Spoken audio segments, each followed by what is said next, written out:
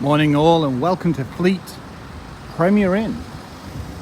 And our first look at the Q4 e-tron. Now I've got a motor there, so I've had to just kind of stick it here for the time being, but we're fleetingly here. Aha, see what I did then? And then we're heading off to the Goodwood Festival of Speed. But the Q4 is in Aurora Violet. It's an S-Lane and it's also launch edition. When it comes to the powertrain, it's a 40. Now you can get different grades, which give you things like different ranges. You can even get one called the Vorsprung, as in Vorsprung de Technique. But you remember that from the Quattro ads back in probably the 90s. Now here's the astounding bit. We drove down from the Lake District yesterday and we got down here on one charge. That's unheard of. Design language, very futuristic Audi. Now one thing I have noticed is some of the tech in here isn't quite as good as it could be, but that could be a chip shortage or it could be the fact of the trim. But I do think it's probably to do with the chip shortage, because it looks like we've got blind spot detection, but we don't. It looks like we've got keyless entry, but we don't. And also there's no adaptive cruise, which is very strange in an electric vehicle.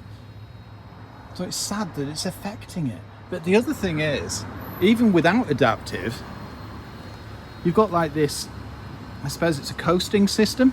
So when you're going down motorways, it'll start coasting like say the old Benzos did back in probably 4 or 5 years ago. And it will slow down when it comes across vehicles, roundabouts, junctions and things like that.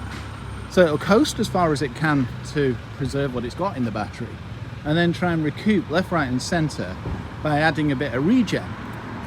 And it does it exceptionally well. I think the range is about 300, something like that, and we did, I think it was around 303 miles, or it's definitely close to that.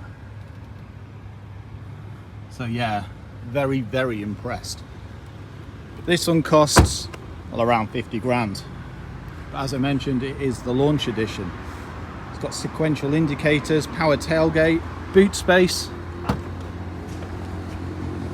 Well, not bad. We've got our power to go there as well. So we're literally just about to head off to Goodwood Festival of Speed.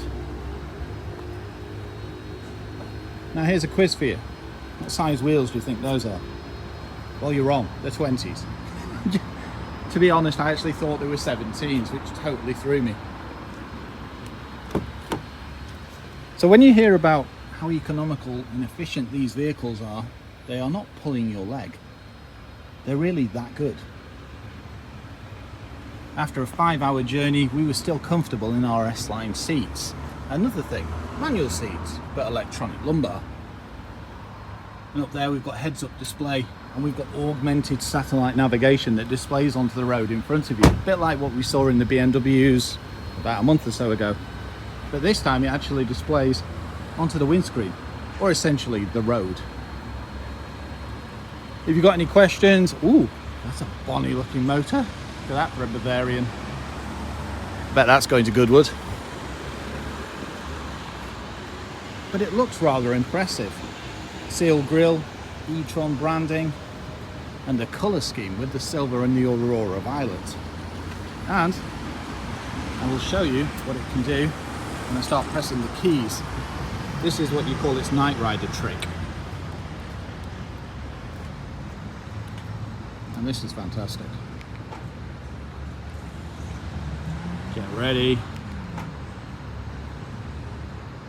Okay, it's far better at night. So what I'll do is I'll film a night section, because with the night it starts there and goes and then engulfs the whole of the rear. Parking sensors, front and rear. And yeah, I think that's about it. If you've got any questions, want me to cover anything in the full review, well, leave a comment below. And just so you know, we did film a full road trip down, so you can see how economical and how efficient this vehicle can be. Because let's face it, it's a decent size SUV. Perfect for the family. So there you go. Watch out for our next live, because that will be from Goodwood Festival of Speed. Have a great day. and we'll speak to you later. Bye bye.